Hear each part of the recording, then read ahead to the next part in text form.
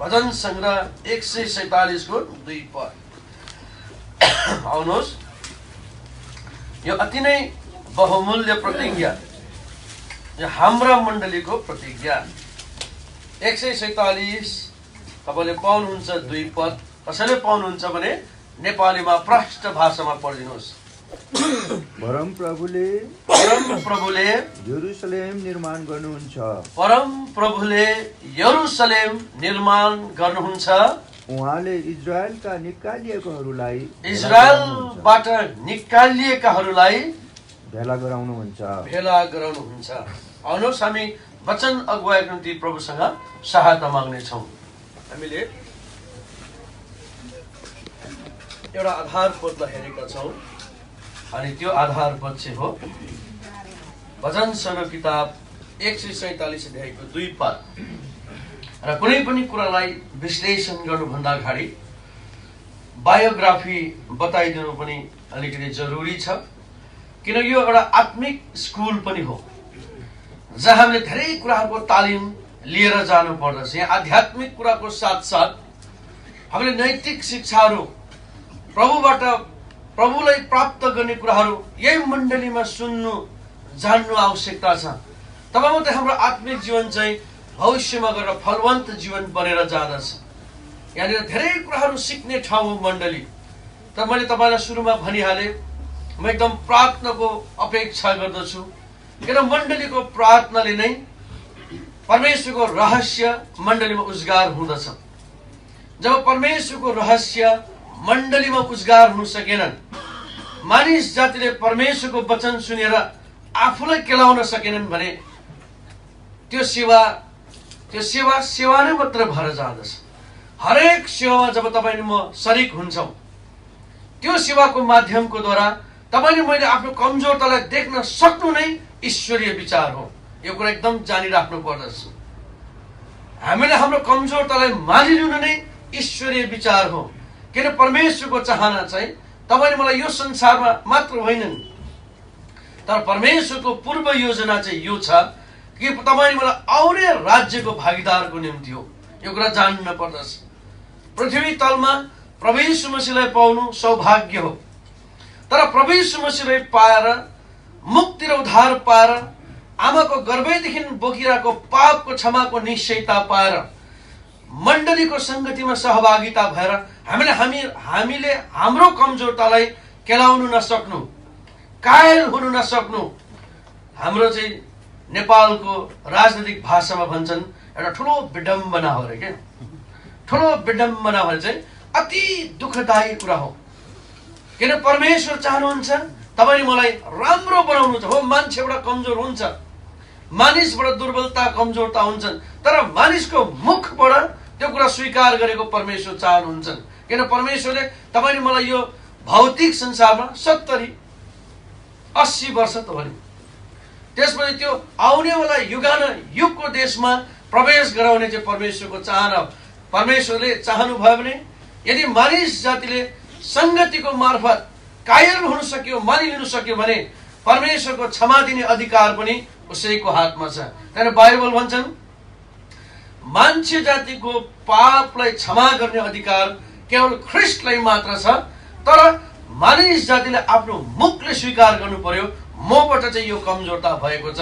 अन्यथा शैतानको काम चाहिँ के हो? बाइबल बोकी नरकमा पुर्याउने काम चाहिँ शैतानको। फेरि यो कुरा पनि जान्न पर्दछ। तँ ठिकै छस् त, तँ बिहिबार सेवा गएकै छस्, मङ्गलबार सेवा गएकै छस्, आइतबार भ्याइ नभ्याइ, हाम्रो नेपालमा भन्छ हापेर भन्छ क्या। हापेर भनेको छोडेर भन्छ। ड्युटी अलिकति भए पनि ओभरटाइम ओटी नगरी हापेर भए पनि सेवा त गएकै छस्। शैतानले हामीलाई मुसार्दै बस्छ। ठिकै छस् भन्छ। बाइबल बोकी नरकमा हालिदिने चाहिँ विचार चाहिँ हो शैतानको। तर परमेश्वरको चाहना चाहिँ होइन। तिमीमा यो कमजोरता छ, देख्न सक्नु र देखिनु सक्नु चाहिँ यो चाहिँ हो ईश्वरीय विचार। परमेश्वरको चाहना कुनै मानिस जातिलाई नरकमा दण्ड दिनु उहाँको विचार होइनन्, तर परमेश्वर चाहन्छ हरेक सेवाको माध्यमको द्वारा उसले आफ्नो कमजोरतालाई चाहिँ मानिलिएको, अनि संगतिबाट जब निस्केर जान्छ, आत्मिक तौरमा एक पाइला बढेको अनुभवमा हरेक संगतिको मार्फत तपाईँ एउटा एउटा पाइला स्टेप बढेको उहाँ देख्न चाहनुहुन्छ। त्यही कारणले भन्नुहुन्छ आउनुहोस् त यर्मियाको किताब 18 अध्याय 8 अध्याय या 18 अध्याय एकछिनै 18 अध्याय यर्मियाको किताब 18 अध्याय 8 पदमा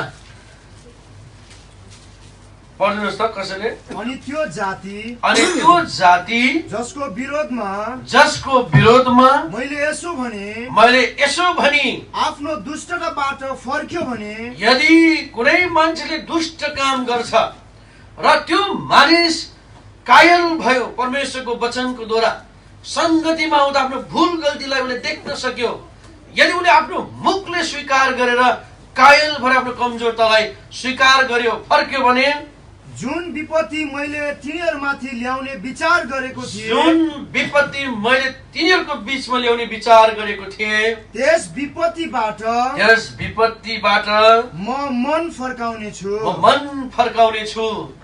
हेर्नुहोस् त हाम्रो परमेश्वर त नि हाम्रो परमेश्वरलाई त प्रेमको सागरको दर्जा दिन सकिन्छन्, अपरम्पार प्रेमले भरिएको परमेश्वर। तर परमेश्वर के चाहनुहुन्छ?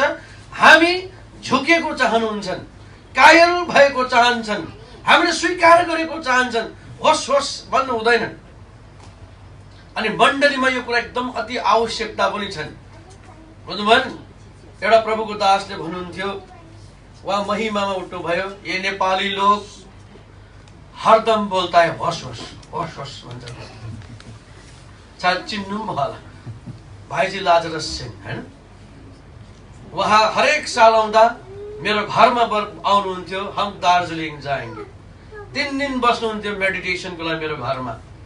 पहिल्यै हाम्रो रिस्ता नाता जोडिनु भन्दा अगाडि नै बुझ्दैन आएर 3 दिन मेडिटेसन, धेरै कुराहरू सिकाउनुहुन्थ्यो। परमेश्वरको सेवामा संगतिमा कसैले धकेलेर हुँदैन, कसैले मानिली भनेर हुँदैनन्। तिम्रो यो गल्ती छ गर भनेर भन्ने होइन, तर परमेश्वर चाहनुहुन्छ ऊ स्वयं फर्किनु पर्यो क्या, भनेर मानिलिनु पर्यो। परमेश्वर त क्षमा दिनु तयारी छ नि, परमेश्वर त निर्माण गर्न तयारी छ नि, बुझ्नु? तर परमेश्वर के चाहनुहुन्छ? ती मानिसहरूबाट आफ्नो मुखले आफ्नो कमजोरतालाई स्वीकार, जस्तो कि हामी पनि हाम्रो बालबच्चाले जब गल्ती भुल गर्छ, हामी त्यो बालबच्चाले आएर क्षमा माग्छ, हामी उसलाई पिट्दैनौँ, उसको इमानदारिताको हिसाबमा हामी क्षमा दिन्छौँ। एक समय यस्तो घटना भएर एउटा क्लासमा एउटा विद्यार्थीले 10 मा 10 ल्याएछ अरे क्या टेस्टमा। अनि भोलिपल्ट सरले क्लासमा अब एनाउन्स, अब तिमीहरूको हिजोको टेस्टको रिजल्ट सुना, कति कति नम्बर पायो। अनि सबजना एकदम सतर्क। सरले लास्टबाट भन्दै आएछ, 10 मा 4 मा पास हुनुपर्ने, 4 मा 4 लिएर झुन्डेर पास हुनेको नाम बताएछ। जो झुन्डेर भए पनि पास भयो। गिभ हिम क्ल्यापिङ्स, सबले थपडी दिन्छन्। झुन्डेर भए पनि त पास भयो, थपडी मारेछ।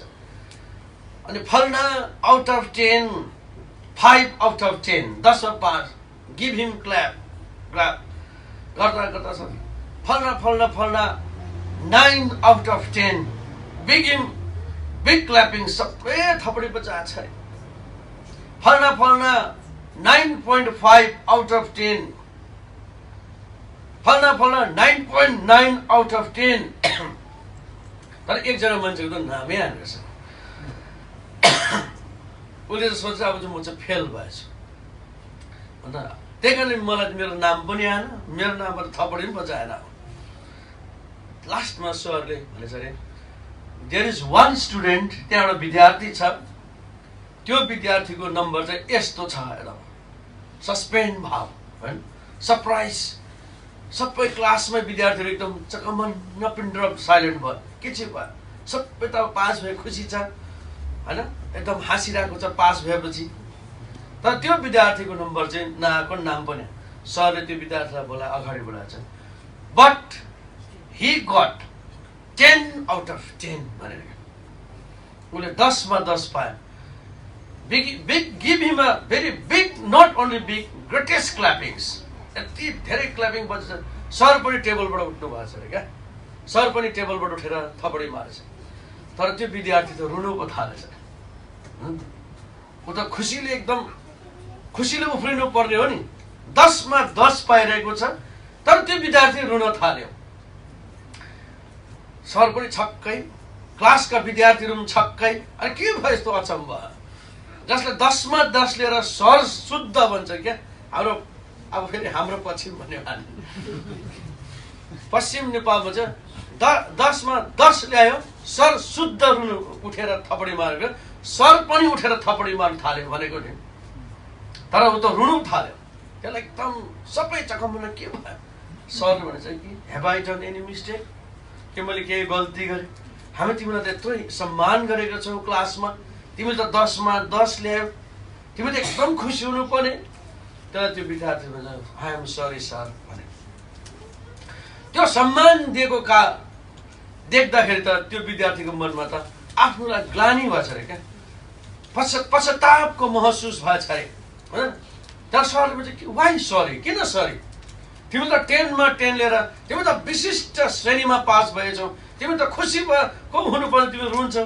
Sir I am very sorry भन्छ। सर झन् छक भन्छन्। के हो रिजन चाहिँ भन्दा विद्यार्थीले भनेछ अरे म यो ताली पाइने योग्यको विद्यार्थी होइन, म तपाईँले जो मलाई सम्मान दिनुभयो मलाई त ठिकै थियो, तर तपाईँ सर जस्तो मान्छे टेबलबाट उठेर 10 मा 10 ल्याएको खुसीमा तपाईँले पनि थप्पडी मार्दा म एकदम पश्चातापी हुन्छु सर। मैले गएँ सरले के चाहिँ भयो, मैले मेरो ज्ञान र बुद्धिले लेखेर 10 मा 10 पाएको होइन, तर मैले चिटिङ गरेर पाएको होइन। त परमेश्वर निर्माण गर्न चाहनुहुन्छ, तपाईँ मलाई सम्मान गर्न चाहनुहुन्छ, तर हामीले हाम्रो कमजोरता चाहिँ देख्न सकेनौँ भने त्यो जस्तो विडम्बना केही पनि हुँदैन। बुझ्नु त, यो ख्रीष्ट यीशुलाई मुक्तिदाताको रूपमा पाउनु नै पृथ्वी तलमा सबभन्दा ठुलो सौभाग्य हो। ख्रीष्ट यीशुलाई जीवनमा पाउनु नै संसारमा हामीलाई सबैभन्दा ठुलो हाम्रो सौभाग्य यही हो। बुझ्नु त, तर हामीलाई प्रभुले यो सेवा किन दिनुभएको छ भने बनिनको लागि दिनुभएको छ। हामीलाई आफूलाई कायल हुनुको लागि, दिनोदिन हाम्रो कमजोरतालाई देखिनुको लागि सेवा दिएको छ। हाम्रो हृदयबाट पनि त्यो विद्यार्थी जस्तो हामी कायल हुनुपर्छ। सर मैले लेखेर 10 मा 10 पाएको होइन, तर मैले चिटिङ गरेँ, मैले तपाईँलाई ठगेँ। यसकारण तपाईँ जस्तो मानिस, सम्माननीय सर, टिचर मेरो उठेर ताली बजाउँदा मेरो मनमा ग्लानी भयो। म एकदम पश्चाताप, मलाई आई एम सरी सर, मलाई माफ गर्नुहोस्। त्यसलाई सर पनि रुन थालेछ अरे क्या। सरको पनि आँखाबाट आँसु बगेछ अरे। अनि त्यो विद्यार्थीलाई अङ्गमाल गरेछ, स्याबास ब्रेभो, स्याबास मेरो छोरा, तिमीले आज इमानपूर्वक आफ्नो कमजोरतालाई स्वीकार। यदि ऊ त चुपचाप थप्पडी मारेर गएको भए त्यसको के भ्याल्यु हुन्थ्यो होइन?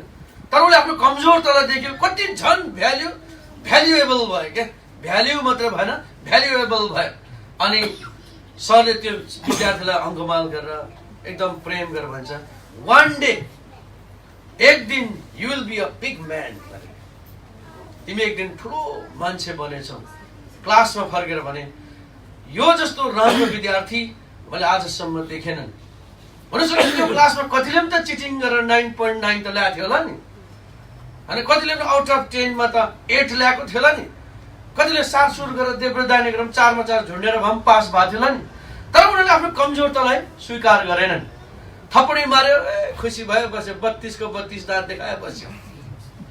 तर त्यो विद्यार्थी सर जस्तो मान्छे उठेर थप्पडी मार्दा कस्तो उसलाई दुःख लाग्यो, मैले मेरो सर जस्तो मान्छेलाई ठगेँ। टिचर, बाउआमा पछिको 2nd दर्जाको टिचरलाई मैले ठगेँ। उसले एकदम स्वीकार गर्यो, सर म त्यो लायकको मान्छे होइन, म त चिटिङ गरेर पाएँ, मेरोमा त्यो तपाईँले दिनुपर्ने प्रशंसा लायकको मान्छे। सरले अङ्कमाल गरेर तिमी एक दिन ठुलो मान्छे हुन्छौ। अनि क्लासमा यो मान्छे एक दिन सबभन्दा ठुलो मान्छे बन्छ।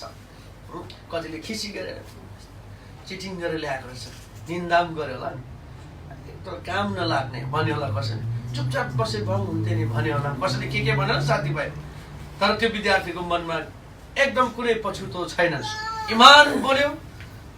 सरले उसलाई रेस्पेक्ट दियो अनि भन्छ एक दिन तिमी ठुलो मान्छे हुन्छ। साँच्चै नै त्यो मान्छे गएर हाम्रो ब्रदर भक्त सिंहको समयमा बेलायतमा डबल ब्यारिस्टर पास गरेको मान्छे तिनी मामुली हो। बेलायत जस्तो जग्गामा डबल ब्यारिस्टर पढ्नु भनेको त चान्चुने दिमागले कहाँ भेटाउँछ। अङ्ग्रेजहरूसँग टक्कर गरेर भनौँ अङ्ग्रेजहरूसँग लडीबडी गरेर टक्कर गरेर डबल ब्यारिस्टर गर्नु। हाम्रो ब्रदर भक्त सिंहले डबल इन्जिनियरिङ गर्नु। मामुली बुद्धिका क्या मान्छेहरू थिए त, तर उनीहरू त्यति बुद्धिमानी कसरी बन्न सके। उनीहरूको फ्रम द बिगिनिङ सुरुवात नै उनीहरूको राम्रो थियो के। सुरुको जग नै राम्रो थियो। सुरुको जग राम्रो छ भने मान्छेले कमजोरता गर्छ भने, कायल हुन्छ भने परमेश्वर चाहिँ निर्माण गर्न तयारी छ, क्षमा दिनु तयारी छ। तर हामी चाहिँ झुक्न चाहिँ सक्नु पर्यो। यो झुक्नु चाहिँ हामीलाई गाह्रो पर्छ के। तर हामीले पृथ्वीतल झुक्नै पर्छ। यदि बाइबल बोकी बोकी नरक जानुभन्दा बरु हामी कायल भएर चाहिँ प्रभुको राज्यमा प्रवेश चाहिँ सबभन्दा ठुलो कुरा। अघि भने 18 अध्यायको 8 पदमा मदन बदल्नु हुने परमेश्वर कति प्रेम गर्नुहुन्छ उहाँले भन्नुहोस् त मानिस जातिलाई। 18 को 8 मा पढ्यौं। अब पढ्नु एजेकियलको किताब 18 अध्यायको 21 पदमा कसरी पढ्नुहोस् त। एजेकियलको किताब 18 अध्यायको 21 पदमा परमेश्वरले हामीलाई मृत्युदण्ड, नरक दण्ड, श्राप दण्ड दिनु चाहनुहुन्न, मन बदलेको चाहनुहुन्छन्। त्यही कारणले गर्दा मण्डलीले खर्च गरी बाहिरबाट प्रभुको दासहरूलाई किन मण्डलीमा बोलाउँछन्?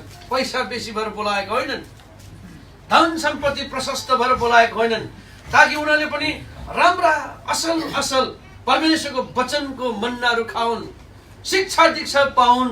अनि हाम्रो मण्डलीको विश्वासीहरू चाहिँ कुपोषण लागेको नहोस्। माल न्युट्रिसन भन्छ क्या इङ्ग्लिसमा। माल न्युट्रिसन भनेको चाहिँ कुपोषण लागेको भनेको चाहिँ शरीरमा ताकत नभएको विश्वासीहरू नहोस्। उनीहरू असल शिक्षा दीक्षा ती आत्मिक भोजनहरू पाएर एउटा बलवन्त विषय परमेश्वरको राज्यमा एकदम हिम्मत साथ पस्ने बोल्डली भनेको छ बाइबलमा, त्यस्तो बन्न सकोस् भनिकन मण्डलीले प्रबन्ध गरिकन विभिन्न दासहरूलाई बोलाउनुको वजह चाहिँ यही हो। नभए हामी आफै पनि सेवा गर्न सक्छौँ। यहाँ स्थानीय प्रभुको दासहरूले वर्षभरि सेवा गरिरहेकै हुन्छन्, तर किन वर्षमा 1-2 चोटि बाहिरबाट उहाँले खर्च गरी बोलाउँछन् भने ताकि मण्डलीले पाउनु पर्ने आत्मिक सन्तुष्टिपन, ती भोजन, आत्मिक भोजन पाएर चाहिँ उनीहरू बन्न सकोस्, प्रभुको निम्ति निर्माण हुन सकोस् भनिकन बोलाएको हुन्छ। अब पढ्नुहोस् त 21 पद। तर दुष्ट आफूले गरेका आफ्ना सबै पापहरूबाट फर्कन्छ। यदि आफ्नो सबै पापहरूबाट ऊ फर्कन्छ र मेरा सबै विधिहरू पालन गर्दछ अनि जे न्यायसङ्गत र धर्ममय छ त्यही गर्दछ भने, यदि उसले त्यो गर्दछ भने त्यो निश्चय बाँच्नेछ, मर्ने छैन। हेर्नु त परमेश्वरको चाहना। यसपालिको 2019 सालको हार्मोन प्रार्थना भवनको निम्ति दिएको प्रतिज्ञा, 2019 सालको निम्ति परमेश्वरले दिनुभएको प्रतिज्ञा भजन सङ्ग्रह 147 को 2। अब त्यसलाई राम्रो केलाएर हेर्नुहुन्छ भने तपाईँले धेरै कुरा त्यो एउटा पदमा पाउनुहुन्छ। हुन त यहाँ यत्रो अभिषेक दास आउनु भएको छ। हामी भन्दा पनि असल खुराकहरू उहाँले निश्चित दिनुहुनेछ। तर यहाँ एउटा समय प्रभुको आत्माले अगुवाई गरे खण्डमा 147 को 2 पदलाई एकपल्ट राम्रो एकजना पढिदिनुहोस्। अनि सुन्ने हामी प्रभुका जनले राम्रो सुनाऊ। तपाईले त्यहाँ के भेट्टाउनुहुन्छ पढ्नु त। अब परम प्रभुले यरुशलेम निर्माण गर्नुहुन्छ। उहाँले इस्राएलका निकालिएकाहरूलाई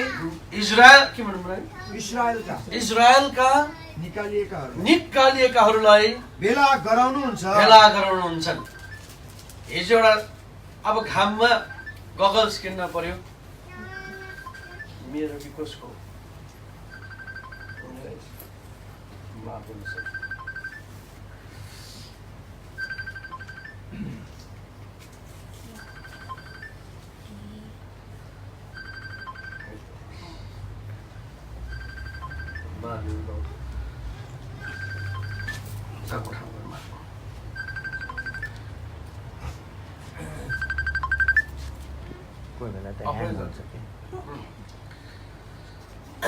भन्नु त पहिल्यै भन्नु पनि आफू पनि बिर्सेछु मान्छे त हो। मैले के भने हिजो एउटा घाममा लाउने गगल्स किन्न पर्यो, दुई भाइ गयौँ। अनि के गर्नु, महँगो किनेपछि हराएपछि चित्तै दुख्ने, सस्तो किनेपछि हराए पनि चित्त नदुखोस् भने सस्तो पनि के हुने रहेछ र अब होइन। अब यहाँ फेरि किनिदिने सुनिरहेको होला, यति महँगो चस्मा किनिदिनु भयो। हाम्रो नेपालीमा चाहिँ मनखत भन्छ कि, मनखत भने एकदम चित्त दुख्ने क्या। बसमा छोडी पठायो यति महँगो, नकिनिदेऊ भन्दा पनि होइन मामा, मानिसको तर्फबाट पनि महँगो 1250 पठाएकोमा किनिदिनु। मनमा कस्तो अब बच्चालाई जोगाउँछु भने के को जोगाउने, मान्छे त छोडी पठाएछु बस। अन्त यसो घाममा लाउने किनौँ भनेर गएको, एउटा चस्मा मन परेन, यही किनौँ अब, एकदम सस्तो है सस्तो, अब चाहिँ $40-50 भनेको त र पनि 70 भने अलिक घटाउ भनेर के भन्छ, यो चस्मा लगाऊ अनि भित्तामा हेर त के फरक देख्छ भनेर हामीलाई नक्सा राखेर चाहिँ भित्तामा, अनि खाली आँखाले देखेर त चाहिँ एउटा मान्छे मात्रै देख्छ खाली आँखाले चाहिँ, तर त्यो गगल्स लाएर हेर्छ माछा देख्छ। बा हामीलाई उल्लु बनाएको कि साँच्चै नै गगल्स लाउँछ, फेरि माछा पनि देख्छ, फेरि खाली आँखाले हेर्छ मान्छे मात्रै देख्छ। हुन त बिजनेस पोलिसी पनि होला हुन त है, तर हामीले एउटा सस्तोमा किन्यौँ $60-70 हराए पनि मनखत नहोस् भनेर लियौँ, बुझ्नु नि त। सबै गर्दा के हो, ब्याट्री निकाल्दियो चमक गरेर साइलेन्ट भयो। त्यहाँदेखि चस्मा लगाएर त माछा देख्छ, चस्मा लगाएर खोल्दाखेरि माछा देख्दैन फेरि खाली आँखाले, र पनि जे होला हामीलाई त चाहियो के अरे पनि किन्यौँ। त्यस्तै यो 147 अध्याय तपाईँलाई राम्रो प्रकारले पढ्नु भयो हेर्नु भयो भने के फरक चाहिँ के पाउनुहुन्छ तपाईँले। त्यहाँनिर दुईवटा कुरा एउटै भर्समा लुकेर बसेको छ। एउटा चाहिँ परमेश्वरले यरुसलेमलाई निर्माण गर्न चाहनुहुन्छ, एउटा कुरा है माथिल्लो लाइनमा परमेश्वरले यरुसलेमलाई निर्माण गर्न चाहन्छ। The lord doeth build up Jerusalem, परमेश्वरले यरुसलेमलाई बनाउन चाहन्छ, निर्माण गर्न चाहन्छ। पहिलो बुदा, पहिलो पोइन्ट्स। दोस्रो पोइन्ट चाहिँ त्यहाँनिर के छ भने he gathered together the outcast of Israel, इजरायलबाट बहिष्कृत भएको मान्छेलाई पनि उहाँले फेरि ल्याउन चाहन्छन्।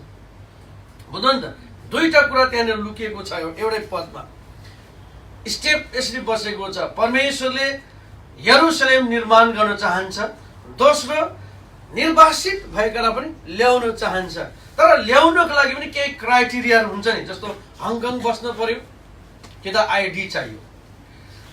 अब आइडीको निम्ति पनि सिधै आइडी दिँदैन, 7 वर्ष बसेपछि फेरि पर्मानेन्ट आइडीहरू यस्तो के प्रोसेसहरू छ नि।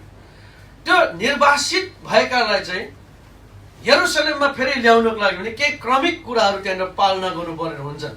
यो कुरा एकदम जान्नु परमेश्वरको चाहना। अब यो यरुसलेम निर्माण गर्न चाहन्छन् भनेको चाहिँ यरुसलेमले केलाई देखाउँछ, सामान्य भाषामा परमेश्वरको घर। तर यहाँ भन्छन् मेलमिलाप राख्ने ठाउँ। यसको धेरैवटा सिनोनियम्स भनेको चाहिँ मिल्दोजुल्दो शब्दहरू धेरै निस्किन्छन्। मेलमिलाप गर्ने स्थान, मेलमिलाप गर्ने एउटा जग, शान्तिको जग, परमेश्वरको घर पनि समग्रमा भन्न सकिन्छन्। परमेश्वरले यरुसलेमलाई, परमेश्वरको घरलाई शान्तिको जग, मेलमिलाप राख्ने ठाउँलाई बनाउन चाहन्छ के। अब यरुसलेम यो देखिएको एउटा यो चाहिँ बाहिरी एउटा मण्डली पनि यरुसलेमको नक्सा हो भने तपाईँ म एकजना यरुसलेमको नक्सा हो। बाइबलले प्रश्न गर्छ के तिमीलाई थाहा छैनन् तिमीहरूको हृदय चाहिँ कसको मन्दिर हो? परमेश्वरको मन्दिर हो। कारण यो कुरा एकदम सफा ज्ञान राख्न सक्नुपर्छ। मण्डलीमा वर्षौं धाएर नै भन्ने कुरा होइनन्। जबसम्म तपाईको मेरो यो व्यक्तिगत यरुसलेम तयारी हुँदैनन्, निर्माण हुँदैनन्, यो व्यक्तिगत यरुसलेम जबसम्म सफा हुँदैनन्, बाहिरी यरुसलेममा गरेका कुराहरू चाहिँ त्यसको कुनै प्लस पोइन्ट हुन जाँदैनन्। तर परमेश्वरले पहिला व्यक्तिगत यरुसलेमलाई बनाउन चाहनु, किन परमेश्वर बाइबल भन्छन् हजारौं हजार पुस्तासम्म प्रेम गर्ने परमेश्वर। जब तपाईले म ख्रीष्ट यीशुको नाम लिइसके पश्चात परमेश्वरको घर अनि विश्वव्यापी मण्डलीको एउटा अङ्ग भए पश्चात परमेश्वरले तपाईले मलाई थोकी छाड्नु चाहनुहुन्न, बनाउनु चाहनुहुन्छ, तर बन्न दिनुपर्छ आफूलाई। हामीले हाम्रो कमजोरतालाई देख्न सक्नुपर्छ। कसैले धकेल्नु हुँदैन, कसैले भनेर त्यो केही काम हुनेवाला छैन। बुझ्नुभयो नि त? भने त मान्छेले कतिचोटि गर्छन् पश्चात, कतिचोटि ग्रहण गर्छन्। मेरो घरमा ओले एलसदाई कालिम्पोङबाट प्रभुको दासहरू आउँथे, सुसमाचारको सेवा हुन्थ्यो घरमा। अनि कोही छ ग्रहण गर्ने भने मेरो माइला भाइले हात उठाउँथे, धन्यवाद भाइ, आर्य सेवापछि भेट भने ग्रहण गर। फेरि अरू कोही टोली आयो घरमा सेवा गर्नु, कोही हुन्छ ग्रहण गर्ने हात उठाउनुहोस्, फेरि मेरो माइला भाइले हात उठाएकै छ। अब बेचारा 17 चोटि ग्रहण गरेछ मेरो भाइले। अन्त मेरो आमाले भने माइला यो के गरेको तैँले? होइन सबैको मन राखिदिएको। त्यस्तो ताल कहाँ हुन्छ त? त्यो मन राख्ने तरिकाको सेवा, मन राख्ने तरिकाको ग्रहण, मन राख्ने तरिकाको संगति होइन। तर तपाईले मैले यदि ख्रीष्ट यीशुलाई गहिरो रूपमा व्यक्तिगत रूपमा चिनेका छौं अनि यो व्यक्तिगत जेरुसलेममा ख्रीष्ट यीशु नै सर्वेश्वरमा भएर बास गर्नुभएको छ भन्ने कुरालाई जानेको छौं भने तपाई मैले व्यक्तिगत रूपमा नै त्यो कुरालाई खेलाउनु पर्छ कि म अचानक केही भयो भने माथिको स्वर्गीय यरुसलेममा मैले स्थान पाउँछु कि पाउँछु, त्यो पो एकदम मूल्यवान कुरो हो त। संसारमा स्थान पाओस् नपाओस्, संसारमा हामीले जग्गा पाओस् नपाओस्, त्यो सरोकारको विषय होइन। तर सरोकारको विषय चाहिँ यो हो, ख्रीष्ट यीशुको नाम लिए पश्चात संसार जब छोडेर जान्छौं माथि स्थान पाइनु पर्दछ। त्यो चाहिँ एकदम वास्तविक उद्देश्य हो। त्यहाँबाट प्रभु किन निर्माण गर्न चाहन्छ भने परमेश्वरले तपाईँ मलाई प्रेम गर्नुहुन्छ क्या। आउनुहोस् त प्रस्थानको किताबमा परमेश्वर प्रेमको सागर हुनुहुन्छ, अनन्त प्रेम तपाईले मलाई देखाउन चाहनुहुन्छ, बनाउन चाहनुहुन्छ, हाम्रो कमजोरतालाई संगति मार्फत देखाउन चाहनुहुन्छ। अनि त्यो वचनलाई पालन गरेर हामी आफूलाई बनेको उहाँ हेर्न चाहनुहुन्छ कि कसैले बनाएर बन्न सकिनन्। 20 अध्यायमा तपाईँ पाउनुहुन्छ प्रस्थानको किताब 20 अध्याय, तपाईले फ्याक्टसँगले पढ्नुहोस् त 6 पदमा। 20 अध्यायको 6 पदमा, तर मलाई प्रेम गर्नेहरू, तपाईले प्रस्थानको किताब 20 अध्याय 6 पद पढ्नुहुँदैछ, ल अब पढ्नुहोस्। तर मलाई प्रेम गर्नेहरू, मलाई प्रेम गर्नेहरू र मेरा आज्ञाहरू पालन गर्नेहरूका, मेरा आज्ञाहरू पालन गर्नेका हजारौं पुस्तासम्मलाई म करुणा देखाउने छु। हजार पुस्तासम्म परमेश्वरले तपाईले मलाई प्रेम देखाउन चाहनुहुन्छ। हजारौं पुस्तासम्म तपाईले मलाई परमेश्वरले निर्माण गरिकन के गर्न चाहन्छ, स्थापित गराउन चाहनुहुन्छ। अब बन्नु या नबन्नु, सेवाको माध्यमको द्वारा वचन सुनेर आज्ञा पालन गर्नु नगर्नु, यो चाहिँ तपाईले मेरो चोइसको विषय हो। कतिचोटि हामी परमेश्वरलाई पाएर पनि कतिवटा कुरामा चुकेका हुन्छौँ, हामी चिन्दैनौँ, बुझ्नुभयो नि? जस्तो कि एउटा यस्तो काण्ड भयो, एउटा भाइ दौडिँदै घडी दोकानमा आयो अनि उसको हातमा चाहिँ यत्रो ठुलो घडी रहेछ क्या, ठुलो एकदम गङ्गटा जस्तो घडी रहेछ। अन्त आएर त्यो घडीवालालाई भन्यो, त्यो घडी लाउने भाइले, यो मेरो दाजुले अमेरिकाबाट पठाइदिएको घडी, यो अमेरिकाबाट के यस्तो पठाइदिएको, यसको दाम त कति महँगो छ अरे, मलाई यो घडी भन्दा त बरु पैसै पठाइदिएको हुन्थ्यो नि, त्यसकारण यो घडी त मलाई मन नै परेन।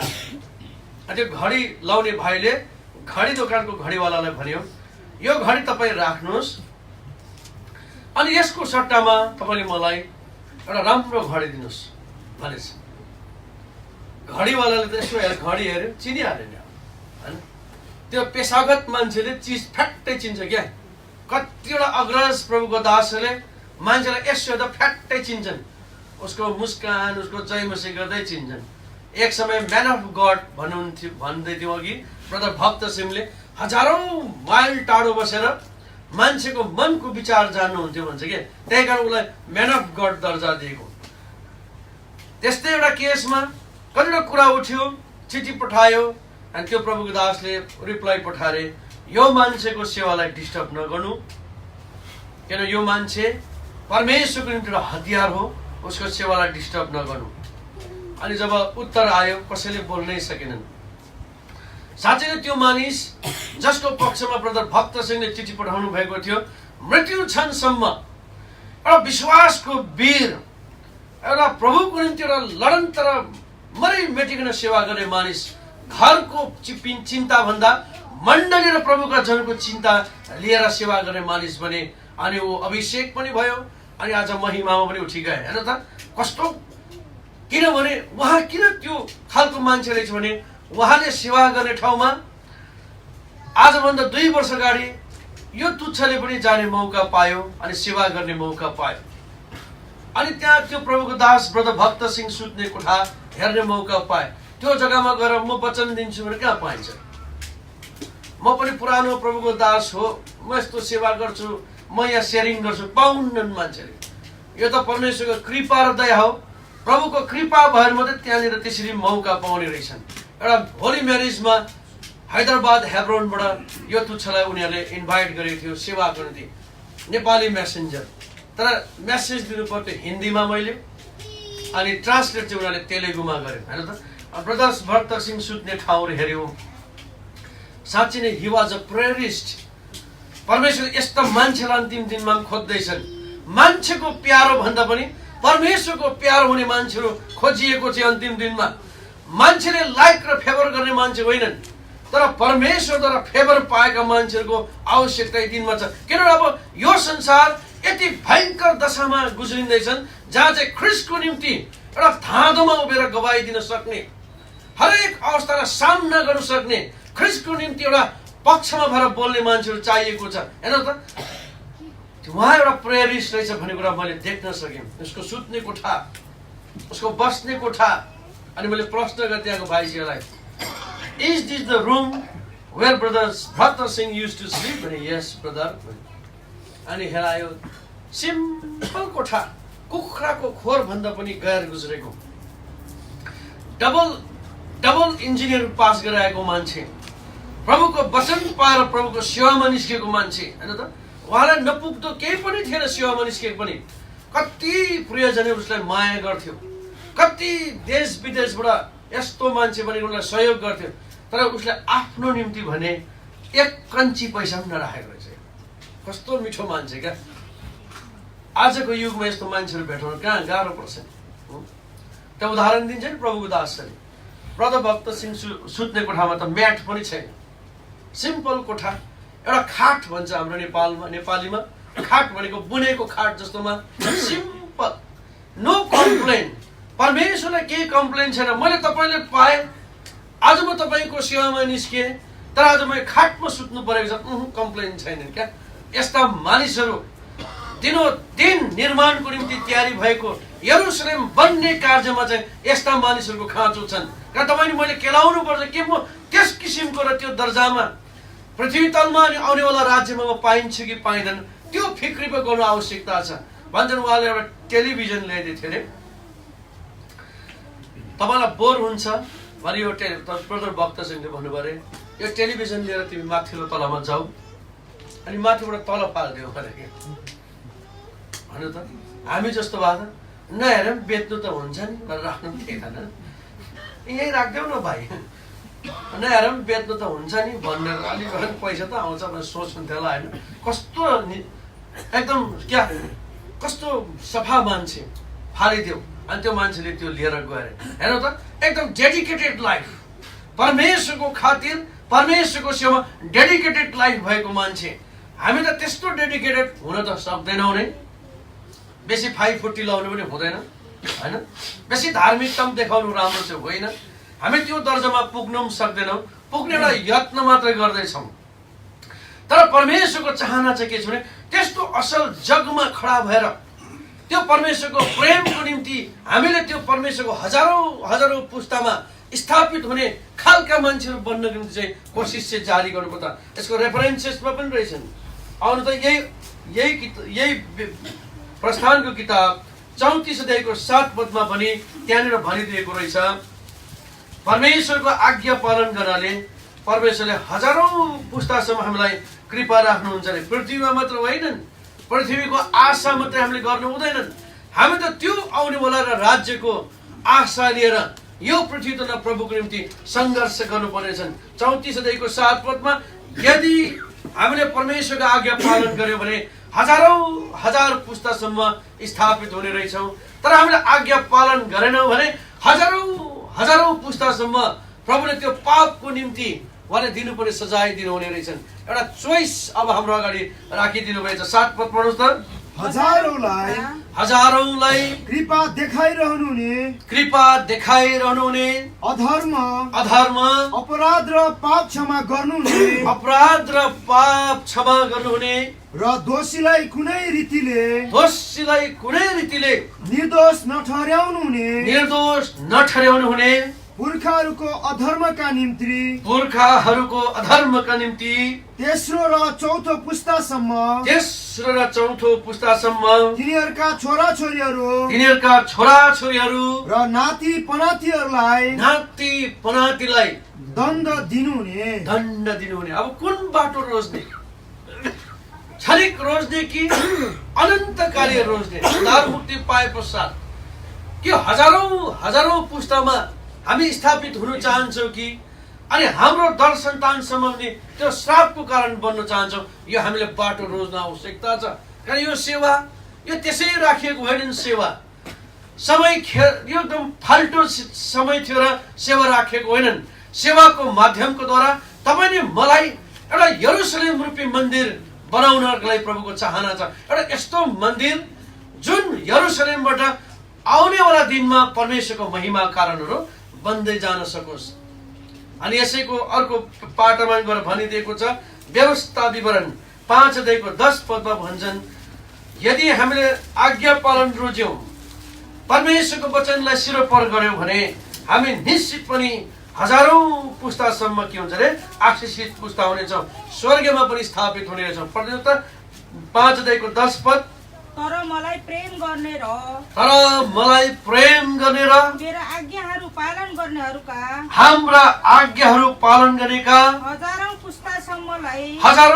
पुस्तासम्मलाई म करुणा देखाउँछु। हजार पुस्तासम्म करुणा परमेश्वरले देखाउनुहुन्छ। तपाईँ सोच्नु होला मेरो उमेर त 80-90 वर्षको, हजारौं पुस्ता कहाँबाट आयो? होइनन्।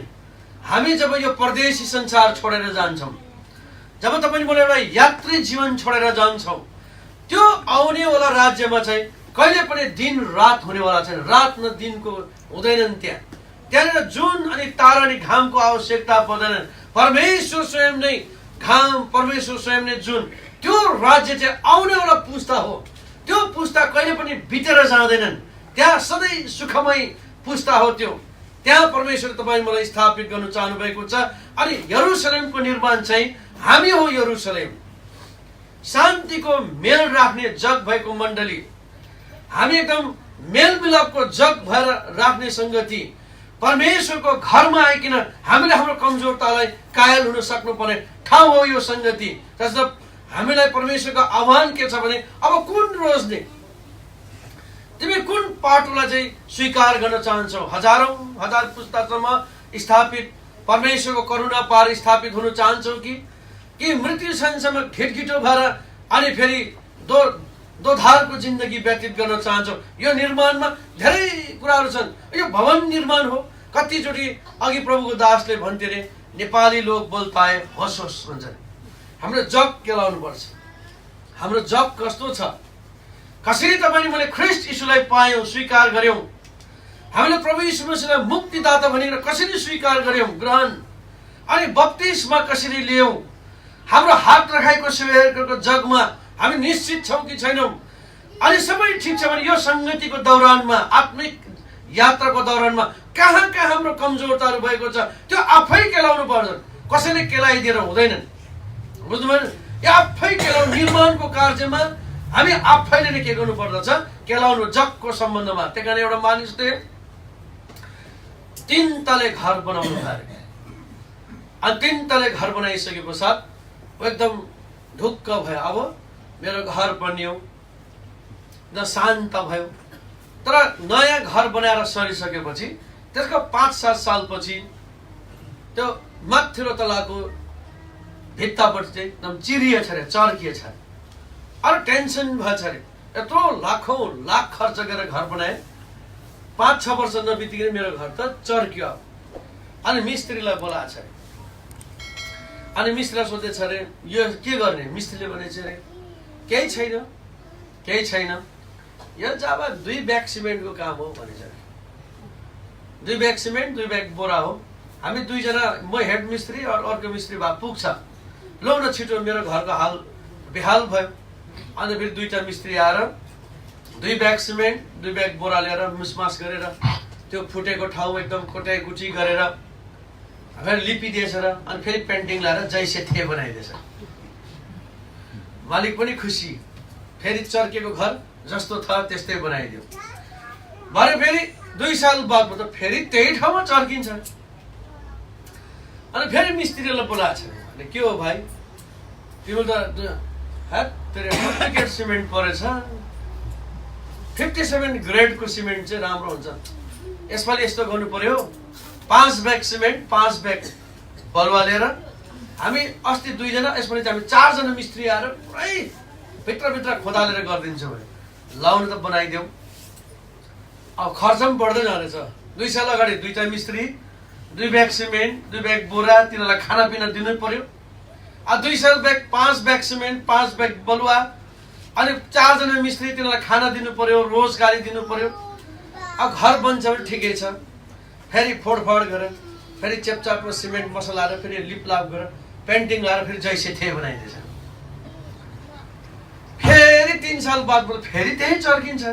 अनि के हो यस्तो? फेरि मिस्त्रीलाई बोलाएछ। होइन हो, हामीलाई त झुक्या छ क्या हो, ओरिजिनल सिमेन्ट भनेर डुप्लिकेट दिएछ। यसपालि चाहिँ जगदम्बाको हाल्नु पर्यो। नेपालमा जगदम्बा सिमेन्ट भनेर सुन्नुभयो होला नि, हुलास सिमेन्टहरू एकदम प्योर भन्छ। के को प्योर? सब नक्कली भएको छ। यसपालि चाहिँ 10 ब्याग सिमेन्ट भनेछ। तर 10 ब्याग सिमेन्ट 10 ब्याग बोरा, 6 जना मिस्त्री, अब खर्च पनि बढ्दै गयो। किन यस्तो हुँदैछ? त्यहाँदेखि त फेरि 10 ब्याग सिमेन्ट लगाएर टक जैसे थिए भने 3 चोटि, तर फेरि 4-5 वर्ष त फेरि चिरिएछ। अनि हालत त पतला भयो। पहिला 2 ब्याग, त्यसपछि 5 ब्याग 7 ब्याग भयो, त्यसपछि 10 ब्याग 17 ब्याग सिमेन्ट पनि गइसक्यो। 17 ब्याग बलुवा, मिस्त्री खर्च, खाना खर्च, तिनीहरूको रोजगारी, मालिकको विवेकमा तपाईँ बोल्नु थालेछ। यस्तो तालले त 3 वर्षमा त 5, 10, 15 भन्दै त म त बुढेसकालमा त बेहाल हुने रहेछ। भन उसको पाला के सोचेछ अरे? अनि एकपल्ट इन्जिनियरलाई बोलाउनु पर्यो, मेन इन्जिनियरलाई। इन्जिनियर भनेको त इन्जिनियर हो, मिस्त्री भनेको मिस्त्री हो। मिस्त्रीको काम टालटुले हुन्छन्, इन्जिनियरको काम चौथर्फीको खोज्ने हो। अनि इन्जिनियरलाई बोलाएको छ अरे। सबैको त घरबेटीले बताएको छ अरे। यस्तो पहिला 2 ब्याग, त्यसपछि 5 ब्याग, त्यसपछि 10 ब्याग। हेर्नु इन्जिनियर साहब, अब के चाहिँ गर्दा मेरो घर ठिक हुन्छ होला? तर इन्जिनियरले तपाईँको सबै हेर्छ अरे, माथिल्लो तला सब तपाईँको 20 तला देखाउनुहोस्। 20 तलामा गएर सबै हेरेछ अरे। तल्लो तला देखाउनुहोस्, तल्लो तला सबै कोठार देखाउनु। अब तपाईँको घरको जगहरू देखाउनुहोस्। घरको जग हेर्दै चारैतिर। इन्जिनियर त इन्जिनियर क्वालिफाइड हुन्छ नि। इन्जिनियर भनेको त पुरा पढेर सर्टिफाइड इन्जिनियर हुन्छन्। 7, 8, 10 वर्ष पढेर उनीहरू इन्जिनियर भएको हुन्छ। किन मामुली हुन्छ इन्जिनियर? इन्जिनियर 6 महिना पढेर इन्जिनियर हुने भए त सारा संसारको मान्छे इन्जिनियर हुन्थ्यो। 6 महिना पढेर डक्टर हुने भए त दुनियाँभरिको मान्छे, म पनि डक्टर हुन्थ्यो होला। 6 महिना पढेर डक्टर हुने भए त भन्नु त, जानी नजानी भए पनि। अन्त पुरा जग चेक गर्दा इन्जिनियरले भनेछ अरे, यो तपाईँले 100 बोरा 1000 बोरा लिएर लिप्यो भने पनि तपाईँको त्यो चर्केको चाहिँ ठिक हुन्न। तर खास कुरो चाहिँ के हो भने तपाईँको चाहिँ यो देब्रेपट्टिको जग बिग्रिएको छ। तलको जग जो बसाल्दाखेरि त्यो जग चर्केको छ, त्यसको असर चाहिँ माथि परेको भन नि त। इन्जिनियरको त हेराइ नै कडा हुन्छ नि। अनि के गर्नुपर्छ इन्जिनियर साहब? केही पनि गर्नु पर्दैनन्। भोलिबाट काम सुरु गरौँ भने साँच्चै नै खद त देब्रेपट्टिको मेन जो पिलर थियो त्यो त धस्केको रहेछ। त्यो जग धस्केको हुनाले त्यसको असर माथिल्लो तला भन्छ न। अझै लापरवाही गऱ्यो भने तपाईँको 20 तला घरै ढल्ने सम्भावना छ।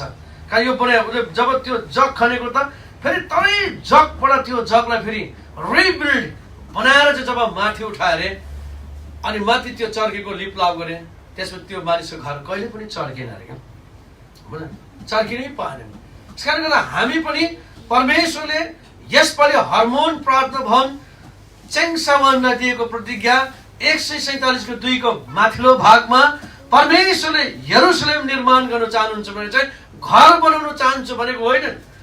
यरुशलेमको निर्माण भनेको चाहिँ तपाईँ अनि म व्यक्तिलाई परमेश्वरको जगमा खडा भएको हेर्न चाहन्छन्। एकदम सही ढंगले आजै राति परमेश्वरको आगमन भयो भने के तपाईँ म उठाइन लागेको पाउँछौ? आजै जाँदा जाँदा हाम्रो बाटोमा केही तलमाथि भयो भने के हामी उठाइन लागेको त्यो हजारौं कृपा र पुस्तामा सामेल हुने खालको हामी पाइन्छौँ कि पाइन्नौँ? यो त प्रभुको एउटा प्रेमिलो आवाज तपाईँले मलाई दिइराख्नु भएको छ। भवन निर्माणको कुरा होइनन्। जेरुसलेम भनेको त एउटा उस समयमा चाहिँ देखि त्यो जग्गामा भवन निर्माण गर्दा पनि धेरै दुःख आइपरेका थिए। एजराको किताबमा जब राजा कोरेशले यरुशलेमको भवन जो भत्केका थिए उसले एकदम निश्चित आह्वान घोषणा गरे, यदि तिमीले आफ्नो भवन बनाउन चाहन्छौ भने यहुदा र यरुशलेमको मान्छेहरू आओ तिमीहरूको भवन बनाऊ भन्दाखेरि त्यहाँ सबभन्दा पहिला को खडा भएका थिए? जरुबाबेल खडा भएका थिए। अनि जरुबाबेलको नेतृत्वमा भवन निर्माणको काम सुरु भयो। तर भवन निर्माण गर्दा धेरै दुःख हुन्छ नि। फेरि हामी यो व्यक्तिगत भवन निर्माण गर्दा पनि साह्रो पर्छ। अब म उठेर पश्चाताप गरौँ कि नगरौँ, ममा भएका कमजोरतालाई सुनाऊ कि नसुनाऊ, कति साह्रो पर्छ बुझ्नु नि त। तर त्यो देखि कमजोरताहरूसम्म त गर्नु पनि पर्छ, लजाउनु हुँदैन। बरु यहाँ लजाउने माथि लजाउनु नपरोस्। यो चाहिँ निर्माणको काम चाहिँ त्यो हो। फेरि हामी चाहिँ यहाँ लजाएर त्यो मानेनौँ, अप्ठ्यारो मान्यो भने माथि लज्जित हुनु पर्यो भने त्यो जस्तो विडम्बना भन्ने शब्द जो घरिघरि आउँछ दुःखदायी के होला र बुझ्नु नि त। त्यो जस्तो दुःखदायी समय के हुन्छ होला जब परमेश्वरले भन्छ हेर छोरा हेर छोरी म तिमीलाई चिन्दिनँ भने कस्तो हुन्छ होला। बडो चिन्ताको विषय हो के यो। हाम्रो पनि आङ फुलले बोल्दैछौँ, यो प्रिपेयर्ड मेसेज चाहिँ होइनन्। तर यो आवाज जो प्रभुले तपाईँले मेरो निम्ति मण्डलीको निम्ति दिइरहेको छ, मेरो आङमा पनि चिसो पसिरहेको छ। यो बोल्ने मान्छे सिद्ध छ भने होइनन्, यो बोल्ने मान्छे पवित्र छ धर्मी छ होइन, यो मेरो लागि पनि हो। तँ पनि आजै राति उठिस् भने उमङ के तँलाई त्यो आवाज सुन्नु पर्यो कस्तो लाग्छ? 37 वर्ष भयो प्रभुलाई पाएको। 1981 मा मैले प्रभुलाई पाएँ। कलिलो 19-20 वर्षको मेरो प्रभुलाई पाएँ। 37 वर्ष भयो प्रभुलाई पाएर सेवा गरेको। तर म जब संसार छोडेर जान्छु, अचानक मेरो रोग बिमारले अथवा एक्सिडेन्टले मेरो मृत्यु भयो, माथि पुग्दा प्रभु मैले तपाईँको निम्ति कति दुःख उठाएँ, मैले सेवा गरेँ, मैले देश विदेश गएर वचन सुनाएँ, तपाईँको नाममा मैले धेरै कामहरू गरेँ। तर त्यति बेला आवाज आयो, हे उमङ म तिमीलाई चिन्दिनँ भने कस्तो छ हुन्छ होला। त्यो ठाउँमा मेरो नाममा तपाईँले पनि आफ्नो आफ्नो नाम राख्नुहोस् न होइन। हे फलना म तिमीलाई चिन्दिनँ भन्दा त्यो जस्तो दुःखदायी छाती पिटाइ सायद छाती पिटेर पनि मौका पाउँदैन त्यहाँ बुझ्नु नि त। छाती जो पिट्नु छ यही पृथ्वी तलमा पिट्ने हो। पश्चाताप गर्नु छ, स्वीकार अंगीकार गर्नु छ, यही पृथ्वी तलमा, माथि त हुँदैन प्रिय। यो गम्भीर विषय छ। यो मेरो निम्ति एउटा च्यालेन्जिङ वर्ड्स अफ गड हो। मेरो निम्ति पनि यो आवाज एउटा चेतावनीपूर्ण भइरहेको छ। बोल्दैछु तर मलाई पनि एकदम आङ जिरिङ्गे भइरहेको छ क्या बुझ्नु नि त। एकदम गम्भीर क्षण हुन्छ। चाहेर नचाहेर तपाईँले मैले एक दिन संसार छोड्नु पर्छ। त्यो दिन हामीले सामना गर्नै पर्छ, मृत्युको दिन। अनि त्यो इन्साफमा तपाईँले म उभिनु पर्छ। त्यति बेला तपाईँले शब्द स्याबास मेरो छोरो, स्याबास मेरो छोरी, स्याबास मेरो दास, स्याबास मेरो दासी, तँले पृथ्वी तलमा कमी कमजोरी त गरिस्, भयो भुल आदि, तर तँले शर्माइनस्, तँले लजाइनस्, तँले आफ्नो कमी कमजोरीलाई स्वीकार गर्दै तँले मेरो सेवा गरिस्। आइज सुखको देशमा, आइज छोरा, आइज छोरी भनेर कस्तो त्यो सम्मानको दिन सम्झना गर्नुपर्छ।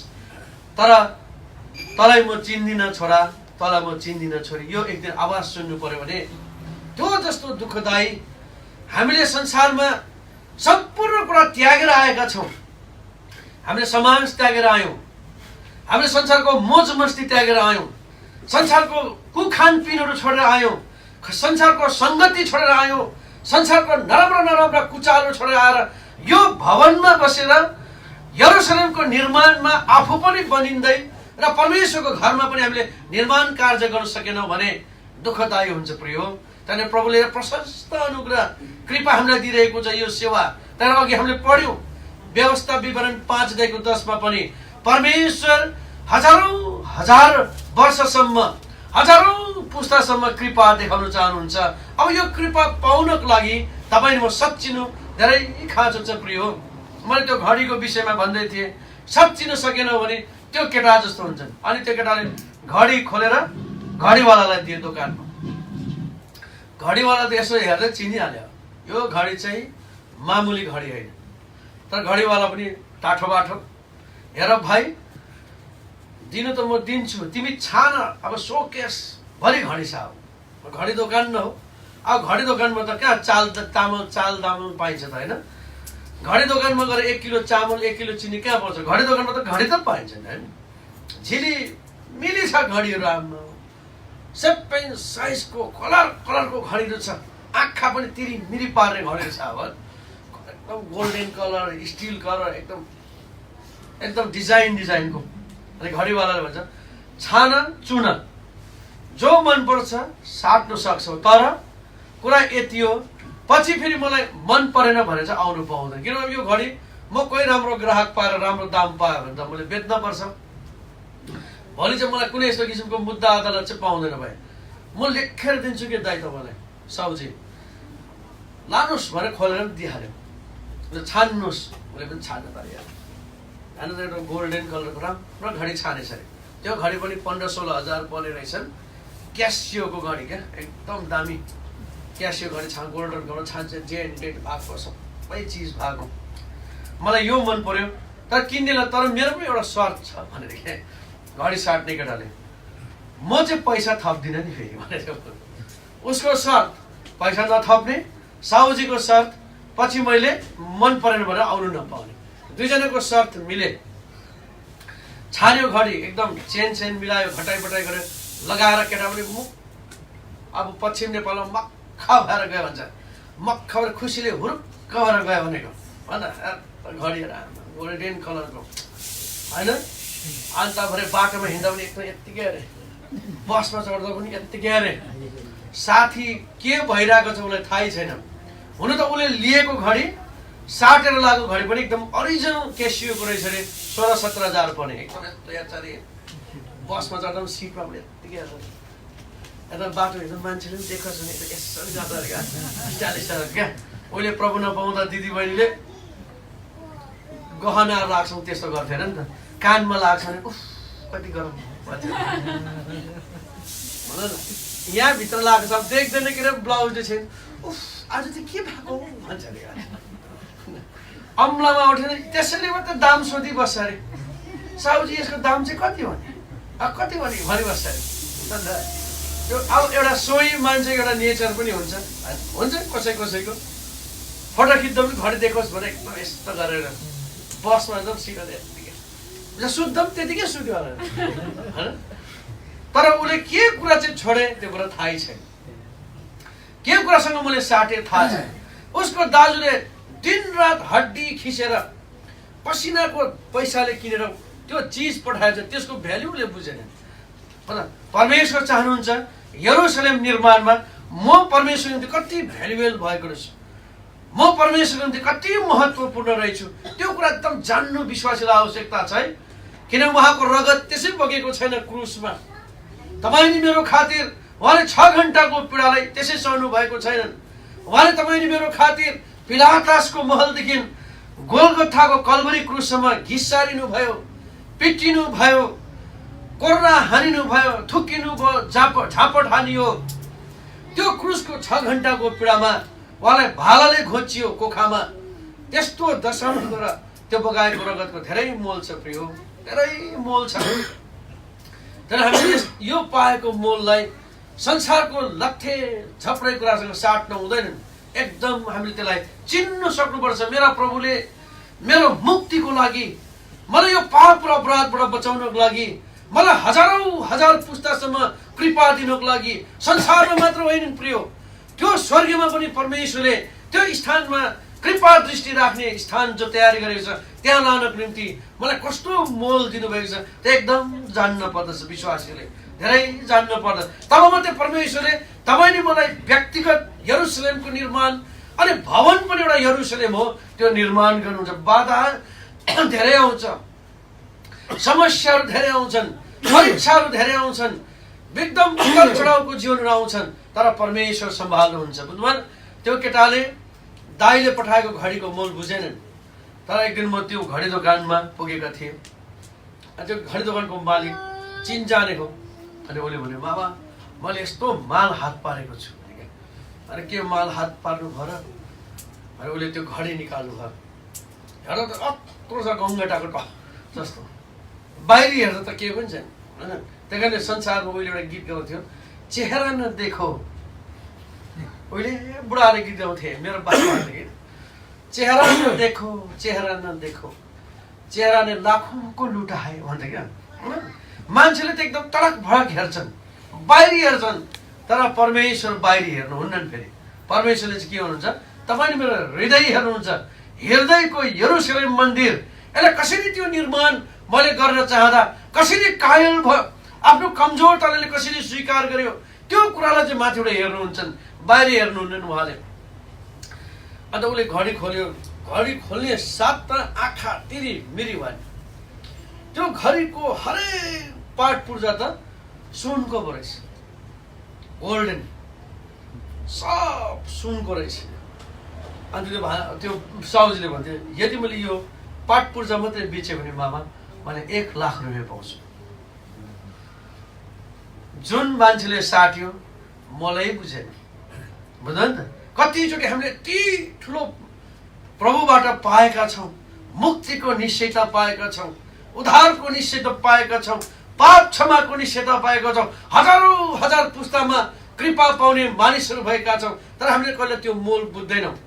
हामीले कहिले संसार हेर्दा वाक्क व्याक्क हुन्छौँ, कहिले मण्डली हेर्दा वाक्क व्याक्क हुन्छन्, कति विश्वासीहरू हेर्दा वाक्क व्याक्क हुन्छन्। अब त होस् भयो, अब के जाने हो छ्या भन्ने पो बनाउँछ त, हुँदैन? अनि त्यो तपाईँले मलाई हुनु स्वाभाविक पनि हो, किनकि हामी यो भौतिक संसारमा बाँचेका छौँ। तर तपाईँले मैले जान्नुपर्छ, त्यो घडीको पाठ पूजा जो सुनले बनेका थिए, गोल्डन, यो आत्मा पनि परमेश्वरले उद्धार दिइसक्नु भएको छ। यो आत्मामा प्रभु यीशु मसीहको बलिदानको द्वारा पवित्र आत्माको छाप लागिसकेको छ। म त यो पृथ्वी तलमा मात्र होइनन्, जब संसार छोडेर जान्छु म हजारौं हजार पुस्तासम्म परमेश्वरको कृपा पाइने मानिस भएको छु, परमेश्वरको घरमा स्थापित हुने मानिस भएको छु। यो कुराको हेक्का भन्छन्। हेक्का भनेको गहिरो ज्ञान तपाईले मैले लिन सक्यौ भने नि तब हाम्रो यरुशलेम रूपी मन्दिर आफू व्यक्तिगत निर्माण अनि त्यो एउटा भवनमा के गर्नुहुन्छ, प्रयोग हुने गर्दछ। तब त्यो भवनमा जब प्रयोग हुन्छ परमेश्वरको महिमाको कामहरू बन्दछ। यो निर्माण कार्य धेरै दुःखद, निर्माण गर्न सजिलो छैन। कुनै पनि घर निर्माण गर्दा चोटपटक लाग्ने सम्भावना हुन्छन्, धेरै खर्च पानीको खाँचो हुन्छन्, धेरै टेन्सनको कुराहरू हुन्छ निर्माण गर्दा। कहाँ निर्माण गर्दा त्यति सजिलो हुन्छ र? अन्तर मन्तर भनेर फट्टै घर कहाँ बन्छ त? मानिलिनुहोस् तपाईँले एउटा घर निर्माण गर्नु पर्यो, तपाईँलाई सुत्तुन खानुहुन्छ 6 महिना, न तपाईँलाई राम्रोसँगले नुहाउनु पाउनुहुन्छ, गुन्द्रुक के गनाउँछ। बरु हामी पसिनाले त्यस्तो गनाउँछौँ घर बनाउनु, टाइम पाउँदैन सुत्ने। घरि मिस्त्रीले यो भन्छ, घरि सिमेन्ट पुगेन भन्छ, बलुवा यस्तो भन्छ, त्यहाँ चर्किनु थाल्यो भन्छ, फेरि पेन्टिङ भन्छ, घरि नाला भन्छ, घरि बिजुली भन्छ, कहिले टोयलेटको के भन्छ, त्यो के भन्छ सेनिटेसनको त्यो गड्डा, कम्ती बिजोग हुन्छ निर्माणमा। घर बनाउने मान्छेलाई, घर बनाउनु मान्छे घर मालिकलाई सुत्नु पाउँदैन, यो खर्चले पुग्छ कि पुग्दैन, या मिस्त्रीले चोरी चकाम पकेर ठग्दैछ कि राति राति सिमेन्टको बोरा पो लाँदैछ कि कता कता सोच्नुपर्छ। यो मेमोरी फेल होला जस्तो हुन्छन्, मेमोरी चिप्स फेल होला। निर्माण कार्य सजिलो छैनन्। प्रभुले तपाईँले मलाई चुन्नु भयो, यरुशलेमको निर्माण त्यो बाहिरी भवनको मात्रै निर्माण होइन, भित्री भवनको निर्माण गर्दा पनि हामीमा पनि त्यस्तै कुराहरू भइपरि आउँछन् संसारमा। तर हामीले ख्रिस्टलाई चाहिँ उद्देश्य बनाउन सक्यौँ भने हाम्रो भित्री निर्माण कार्य पनि ठिक हुन्छन् अनि भवनमा पनि हुन्छन्। जरुबाबेलको समयमा जब जरुबाबेलको नेतृत्वमा भवन निर्माण गर्न थाल्यो, धेरै दुःखहरू त्यहाँ आए। तर उनीहरू भवन निर्माणमा, बाहिरी भवन निर्माणमा किन सफलीभूत भयो त? किन सफल भयो भने एउटा राज त्यहाँनिर लुकेको छ। हरेक विश्वासीले, परमेश्वरको जनले आफैले आफैलाई परमेश्वरलाई सुम्पेका थिए अनि सबै यहुदा र यरुशलेमका मान्छेहरू एउटै भए भन्छ क्या। एउटै भयो भने बुझ्नुहुन्छ, एक मनको भयो। मान्छे त धेरै हो नि, हजार हजार, तर उनीहरू एउटै मनको भयो। आउनु त एजराको किताबमा। अब हाम्रो हातमा बेसी छैन रहेछन्, 15-20 मिनट। अब हामी यसलाई बिट मार्न जान्छौँ। एजराको किताबमा आउनुहोस् त। यो निर्माणको विषयमा धेरै कुराहरू भन्नु पर्दा, तर अब समय पनि अब अनुकूल भएनन्, थोरै भयो। अब भविष्यमा पनि अब आसाम छैनन्, भए समय प्रभुले दिनुभए पनि आउनु सकिएला। यो निर्माणको सम्बन्धमा पहिला व्यक्तिगत निर्माण, त्यसै बाहिरदेखि भवनको निर्माण, यो दुईटै कुरा समेटेर हामी आत्मिक यात्रा तय गर्नुपर्छ। 3 अध्यायको 1 पदमा जब भवन निर्माणको कुरा आयो, सारा यहुदा र यरुशलेमका मान्छेहरू के भयो भन्छ? एक भयो भन्छ। पढ्दिनुहोस् त 1 पद। अनि जब 7औं महिना आयो, जब 7औं महिना आयो र इस्राएलीहरू शहर शहरमा बसिरहेका थिए, मानिसहरू एउटै मानिस झै भएर यरुशलेममा भेला भए। मानिसहरू, त्यहाँ शब्दलाई केलाउनुहुन्छ भने मानिसहरू एउटै मान्छे जस्तो भएर भेला भए। निर्माण कार्यमा, बाहिरी मण्डलीको निर्माण कार्यमा पनि एकजुट एउटै मनको हुनु पर्यो। बाइबलले भन्छन् एउटाले अर्कोलाई श्रेष्ठ ठान्नु पर्यो। अनि भित्री यरुशलेम निर्माण बनिँदैछ भने बाहिरी भवन निर्माणको निम्ति पनि त्यस्तै मन हुन्छ फेरि। अनि त्यो मन राख्न सक्ने बनाउनु पनि पर्यो मण्डलीले फेरि, बुझ्दैन? सेवाको द्वारा, वचनको द्वारा, संगतिको माध्यमको द्वारा सबलाई एउटै मनको समेटेर लानु सक्नु पर्यो। अब धेरै कुरा भन्नु इच्छा हुँदाहुँदै पनि हामी सेवालाई बन्द गर्ने जानेछौँ। त्यो भवन निर्माणमा कोही ठुलो पनि हुनु हुँदैन, कोही सानो पनि हुँदैन। हामी एउटा इक्वल प्रेसियस हो भन्ने कुरा जान्नु पर्दछ। तब मात्रै निर्वासित भएका, निकालिएका इजरायलीहरू पनि त्यहाँ आएर शरण लिने काम गर्दछ। त्यसको निम्ति एउटा फर्मुला छ क्या। आजभन्दा धेरै वर्ष अगाडि भन्न धेरै कुरा भए पनि अब यो उदाहरण भनिकन हामी सेवालाई बन्द गर्नेछौँ। किनभने यो निर्माण कार्य भन्ने यसलाई विश्लेषण गरेर गहिरो विषय छ। जब व्यक्तिगत यरुशलेम राम्रोसँगले निर्माण भएको छ भनेर चाहिँ बाहिरी देखिने यरुशलेमको निर्माणमा परमेश्वरले सहायता पुर्याउनुहुन्छ। तर हाम्रो व्यक्तिगत निर्माणमै खोट छ भने हामीले बाहिर निर्माणमा हामी हातेमालो गर्न सक्दैनौँ। त्यहाँ विवाद हुन सक्छ। यी कुरालाई हामीले मिलाउनु आवश्यकता छ। प्रभुको विचार पनि पुस्तौं हजारौं पुस्तासम्म कृपा देखाउन चाहनुहुन्छ। यो त उहाँको प्रेम हो। अब यो प्रेमको आवाजमा पनि हामी आफूलाई मिलाउन सकेनौँ, त्यो निर्माण कार्यमा होमिनु सकेनौँ, हाम्रो कमजोरतालाई देखिन सकेनौँ भने यो ठुलो दुःखदायी कुरा हुन्छन्। धेरै समय अगाडि एउटा प्रभुको दास थिए। तिनी त्यति बेलाको वर्ल्डमा, विश्वमा टप 10 मेसेन्जरमा परे मान्छे रहेछन्। उहिले त यस्ता क्याटेगोरी हुन्थ्यो अरे क्या मेसेन्जरको पनि। And he was found in the top 10 messenger. ओ 10 नम्बर भित्र पर्ने टप 10 मेसेन्जरमा पर्थे। अनि त्यो त्यति बेला हाम्रो एलसेदाई ब्याकग्राउन्डका भनौँ न, जीवित मण्डलीका, साँचो जगमा खडा भएका मण्डलीका 3 जना मेसेन्जर पनि त्यो टप 10 भित्र परेका थिए। तर समग्रमा 10 जना टप 10 मेसेन्जरले चाहिँ हाम्रो एलसेदाई ब्याकग्राउन्ड अथवा सत्य जगमा सेवा गर्ने मेसेन्जरलाई चाहिँ एकदम एप्रिसिएट गर्थे अरे क्या। सबभन्दा बढी एप्रिसिएट चाहिँ ब्रदर भक्त सिंहलाई गर्थे अरे। उहाँले सुरु गरेको भिजन, दर्शन र मण्डलीको एउटा अर्डर कारण यो दुईटा विषय दुईटा छ, चर्च भिजन र चर्च अर्डर भन्ने कुरा। यो कुरा चाहिँ आजको युगमा एकदम जरुरी छ। मण्डलीमा सिकाइनु पर्ने शिक्षा हो यो। आज यही कमीले गर्दाखेरि मण्डलीमा कतिवटा कुरा सोचको कमी आएको छ, अलि विवाद भएको छ। चर्च अर्डर भनेको के हो अनि चर्च भिजन भनेको के हो जानेकै छैन, बुझ्नुभयो। अनि यो दुईटालाई एकदम क्ल्यारिफिकेसनको साथ यदि मलाई लाग्छ विश्वव्यापी मण्डलीमा यदि यो चीज जो ब्रदर भक्त सिंहले सुरु गर्नुभयो त्यो जगैबाट यो शिक्षालाई दियो भने नि सब थोक अर्डरली भएर जान्छन्। आज यही कमी भएको छ। आज त हामी त सेवा गर्ने भने तम्सिन्छौँ, अन्तमा सेवा गर्ने भने हाम्रो आँखा त कहाँ जान्छ, अगाडि नै जान्छ। अब म सेवा गर्ने हो भने हाम्रो आँखा त अगाडि नै जान्छ, पछाडि त जाँदै जाँदैन होइन। कोही भन्दा कोही पनि पछाडि जानु मान्दैन, किनभने चर्च भिजनको शिक्षाको कमी भयो, चर्च अर्डरको शिक्षाको कमी भयो। कति 10 टप 10 मेसेन्जरले ब्रदर भक्त सिंहको शिक्षालाई एप्रिसिएट गर्थे भन्छन्। ती मध्येमा एउटा मेसेन्जर चाहिँ एकदम फुल अफ माइटी स्पिरिट, पवित्र आत्मालाई डोर्याएर सेवा गर्नुहुन्थ्यो नि। त्यो मानिसले प्रचार गर्दाखेरि एकचोटिमा हजारौं हजार मान्छेले हात उठाएर ख्रीष्ट यीशुलाई मुक्तिदाताको रूपमा स्वीकार गर्थे अरे क्या। अनि उसकोमा एउटा यस्तो गिफ्ट पनि थियो अरे, उसकोमा गिफ्ट अफ हिलिङ टच, उसकोमा चङ्गाई गर्ने वरदान पनि थियो अरे क्या। कोही बिरामी हुन्छ उसकोमा प्रार्थना गर्नु आउँछ, उहाँले हात राखेर प्रार्थना चट्ट जान्थ्यो। हाम्रो यसदाई ब्याकग्राउन्ड कतिवटा प्रभुको दासहरू थिए, नामै लिँदा पनि हुन्छ ब्रदर बडा फुटोङ, बडा पञ्चनाथ, उहाँहरूकोमा आएर प्रार्थना गर्दाखेरि कस्ता कस्ता रोगहरू कयौं सालदेखि 16 वर्षसम्म वैवाहिक जीवनको बच्चा जच्चा नभएको प्रभुको दासले तेल लगाएर प्रार्थना गरेपछि 4 भाइ छोरा 1 बहिनी छोरी जन्मे। त्यो हाम्रै बिचमा उनीहरू सेवा गर्छन् पश्चिम नेपालमा। हेर्नु त एउटा अद्भुत एउटा हिलिङ टच उनीहरूमा, त्यो एउटा क्षमता परमेश्वर दिएको एउटा दान, त्यो टप 10 मा पढ्ने प्रभुको दासको पनि त्यो गिफ्ट रहेछ।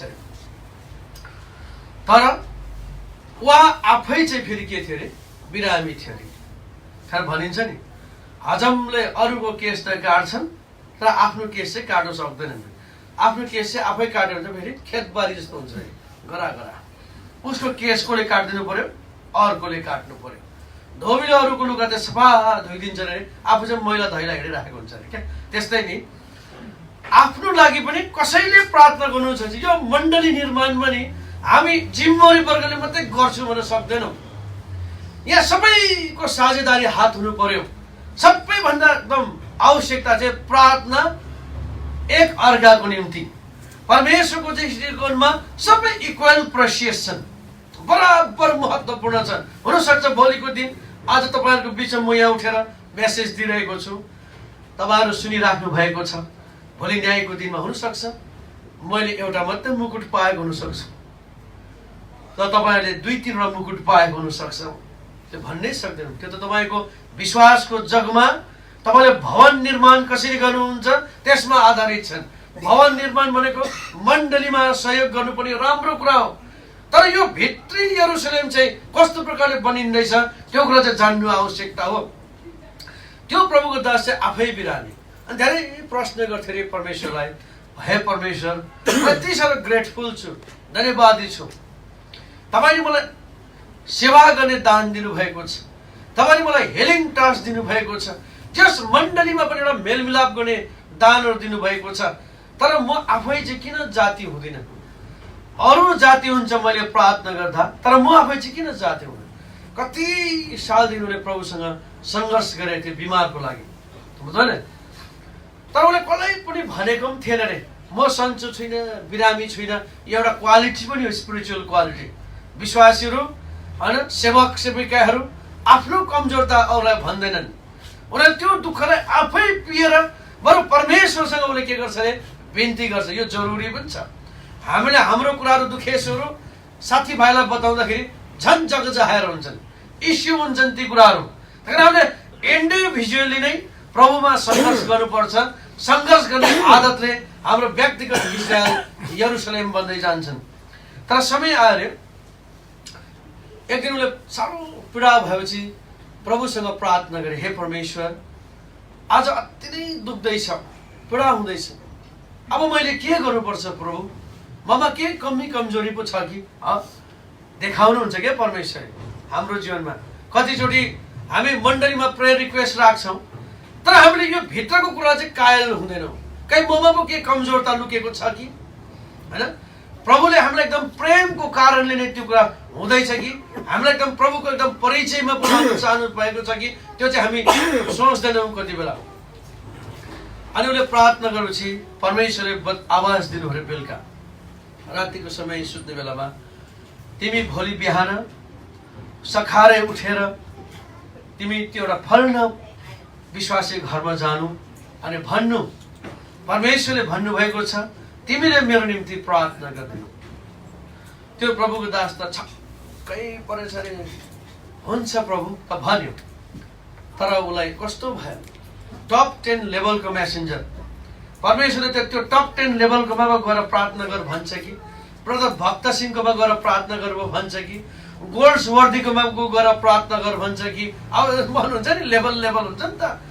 हामीले मण्डलीमा त लेभल लेभल खोज्यौँ त निर्माण कार्य हुँदैनन्। फेरि इक्वल प्रेसियस परमेश्वरको घरमा ख्रिस्ट यीशुको रगतले किनेर आएको छ भने, चाहे त्यो गरिब होस्, त्यो विश्वव्यापी मण्डलीको अङ्ग हो, परमेश्वरको राज्यको भागीदार हो। चाहे त्यो अनपढ आओस्, ऊ पनि परमेश्वरको राज्यको भागीदार। पढेको नपढेको, धनी गरिब, हामीमा क्याटेगोरी छुटिनु हुँदैनन्। सबलाई उत्तिकै इक्वल प्रेसियस हामीले सोचेर सेवा गर्न सक्यो भने निर्वासित भएका निकालिएका इजरायलीहरू तब मात्रै यरुसलेम मन्दिरमा यरुसलेमको निर्माणमा आउँछन्, अन्यथा गाह्रो पर्छ। बुझ्नु नि त? उसले त त्यो सोचेको। हाम्रो एलसदाई मण्डलीका 3 जना मेसेन्जरहरू टप 10 मा परेको थिए। एउटा हो ब्रदर भक्त सिंह, एउटा हो ब्रदर के फिलिप, अनि तेस्रो हो ब्रदर टी कोशी। यी 3 जना आज हाम्रो बीचमा छैनन्, उहाँहरू महिमामा उठिसके। यी 3 जना जीवित जग एलसदाई ब्याकग्राउन्ड साँचो जगका मण्डलीका मेसेन्जरहरू टप 10 मा 7 जना चाहिँ अरू देशका थिए। अब त्यो बिरामी पनि टप 10 मै पर्ने। उसले सोचेको छ ब्रदर भक्त सिंहकोमा गएर प्रार्थना गर भन्छ कि, गएर डाक्टर टी कोशीकोमा गएर प्रार्थना गर भन्छ कि। कतिचोटि नि सामान्य विश्वासीलाई पनि भाइ दिदी मेरोलाई प्रार्थना गरिदिनुहोस् भन्न सक्नुपर्छ क्या। हामी त बडाहरूलाई मात्रै खोज्ने पनि होइन। यो भ्रमको खेतीमा हामी पस्नु हुँदैनन्। कुन समय कुन क्षण परमेश्वरको आत्माले कसलाई कसरी चलाएको छ भन्ने कुरा हामीलाई कहाँ थाहा हुन्छ त? बुझ्दैन? हेर्नु त, हामी त लेभल लेभल मात्रै खोजेर जान्छौँ। त्यो प्रभुको दासको मनमा पनि लेभल रहेछ। तर त्यो प्रभुको दासलाई यस्तो विश्वासी घरमा गएर प्रार्थना गर्नु लगाऊ भनेको छ। त्यो विश्वासी चाहिँ मण्डलीमा सबैभन्दा गरिब खेतीवाला, खेती किसान गर्ने रहेछ। बिचरा उसको त धन सम्पत्ति पनि छैन रहेछ। उमारेर अलिअलि खेती किसान गरेर उमारेर खाने मान्छे, गरिब छत्ता झुल्ले खालको सेवामा आउँथ्यो जान्थ्यो आउँथ्यो, तर परमेश्वरको दृष्टिकोण मूल्यवान भएको रहेछ। बुझ्नुभयो? यस्ता हामी मण्डलीमा कसैलाई अन्डर एस्टिमेट गर्नु हुँदैनन् पनि। परमेश्वरको आत्माले सबलाई छाप लगाएको हुनाले हाम्रो दृष्टिकोण पारदर्शी हुनुपर्छ। सबलाई इक्वल प्रेसियस ठानेर हामीले सेवा गर्नु पर्दछन्। बुझ्नु न? अब के गर्नु? प्रभुको आज्ञा मान्नु पर्यो। बिहान उठ्यो, नुहाइधुवाइ गर्यो, वचन प्रार्थना आफ्नो पढ्यो, बाइबल लिएर गएछ अरे त्यो गरिब विश्वासी घर। गरिब विश्वासी त खेतबारीमा फाटेको हाफ प्यान्ट लाएर बारीमा काम गर्दै रहेछ।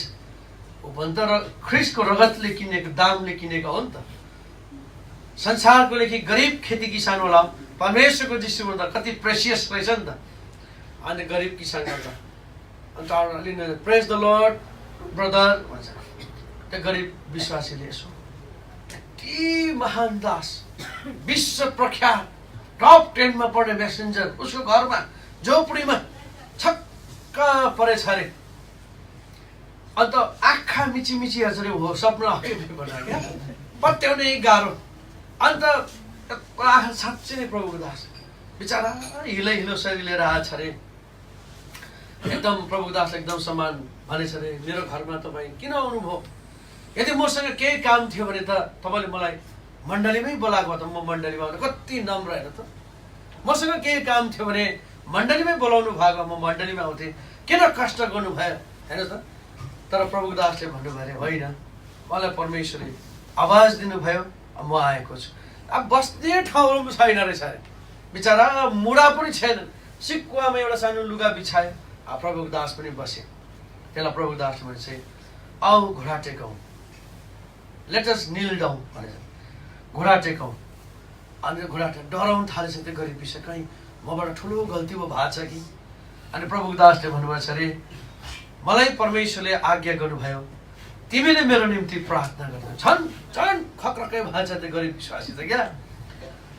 सातो जाला जस्तो भरे त्यस्तो भयङ्कर मेसेन्जरको लागि, सेवक दासको निम्ति म जस्तो एउटा दुर्बल खेतीवाला किसान गरिब मान्छेले प्रार्थना भनेछ अरे, म त त्यो योग्यको छैन भन्छ अरे। तर प्रभु दासले भने परमेश्वरको इच्छा चाहिँ यही हो, तिमीले मेरो निम्ति प्रार्थना गर। ती साह्रो पर्छ अरे। अनि उसले रुँदै आँसु चुहाउँदै त्यो गरिबले, किनभने म चाहिँ यति सालदेखि मेरो पेटको बिमारले सताएको छ, धेरैले मेरो प्रार्थनाले जाति हुन्छ तर म चाहिँ जाति हुन सकेनन्। मैले प्रार्थना गरेँ परमेश्वरसँग, परमेश्वरले भन्नुभयो तिम्रो घरमा गएर तिमीले मेरो निम्ति प्रार्थना गर्नु भन्यो, कारण म आएको छु, मलाई प्रार्थना गर्यो। र घोडा टेकेर प्रार्थना गर्नु थाले रे। त्यो गरिब विश्वासीले प्रार्थना गर्दै गयो, प्रार्थना गर्दै गयो। आमिन मात्रै के भने थियो अरे, त्यो 10 नम्बरमा पढ्ने टप 10 मेसेन्जरको त भुँडी दुख्ने बिमारै जाति भयो। आमिन भने साथ उसको बिमार पनि च्वाट। यति खुसी। तर त्यति बेला परमेश्वरले यति ठुलो दर्शन सभा गर्नुभयो क्या, होला नि त। सुन सुन भनेछ प्रभुको दासलाई, सुन यो गरिब पनि मेरो राज्यको भागीदार हो।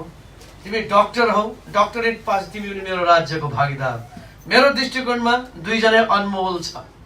यस कारणले गर्दा तिमीले सोच्थ्यौ होला तिम्रो लेभलकोमा गएर प्रार्थना गरोस्, तर मैले एउटा गरिब विश्वासी भएर किन प्रार्थना गर्न लगाएँ, तिम्रो मनमा चाहिँ यो जागोस् विश्वमा तिम्रो सेवा आज किन फल्दो फुल्दो हुँदैछन्, तिम्रो सेवा एकदम फ्रुटफुल हुँदैछन्, किन तिमी विश्व प्रख्यात हुँदैछौ, तिम्रो सेवामा धेरैले किन सन्तुष्टि पाउँदैछ। यो तिम्रो ताकत र ल्याकतले होइन प्रभु, तिम्रो ताकत र बलबत्ताले होइन, तिम्रो एजुकेसनले पनि होइन, तर तिम्रो पक्षमा हजारौं यस्ता गरिब दुखी विश्वासीले प्रार्थना गरिरहेको छ। हे प्रभु, हामी त सेवा गर्न सक्दैनौँ, यस्तो सेवा गर्ने दासहरूलाई तपाईँले आशिष दिनुहोस्, तर प्रकाश दिनुहोस्, वचन दिनुहोस्, ताकि उनीहरूले तपाईँको एउटा वचन भाग भएर हामी तृप्ति पाउन पाऊँ। बुझ त्यति बेला त यति साह्रो खाक्रा खुर्नु भएछ त्यो प्रभुको दास। अनि त्यो गरिब विश्वासीलाई पनि अर्को दर्शन दिएछ अरे। गरिबले सोच्थे अरे, म त के हो र, म त कालो अक्षर भैँसी बराबर, न बाइबल पढ्नु सक्छु, न कसैलाई वचन सुनाउनु सक्छु, न कसैलाई म गवाही दिनु सक्छु, मेरो त के छ मण्डलीमा कामै छैन, जय मसी फर्काउनु दिँदा पनि नफर्काउला जस्तो गर्छ भने सोच्थे। पछाडि बस्यो, वचन सुन्यो, हिँड्यो, उसको अब कसैले मलाई रेस्पोन्स दिँदैन।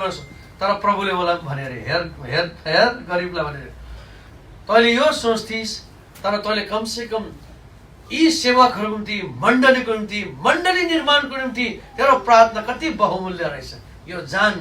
तर गरिब विश्वासीको मनमा ठुलो दर्शन। गरिब विश्वासीले भन्छ अरे, मैले दिनमा 10 मिनट प्रार्थना गर्थेँ भने अब म बिहान बेलुका धेरैको निम्ति प्रार्थना गर्ने दर्शन खोलेर क्या।